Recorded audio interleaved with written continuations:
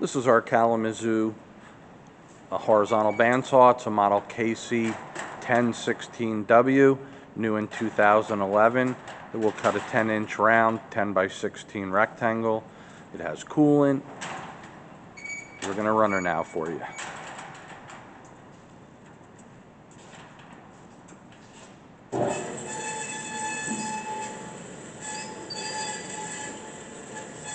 This controls the down.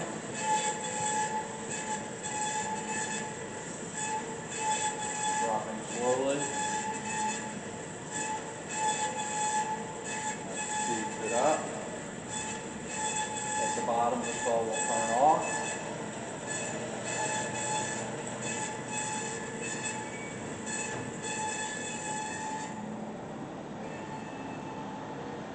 Bring it back up. Lock it. And there we go. That's our pausing Kalamazoo 1016W horizontal bandsaw. Thank you for watching our video.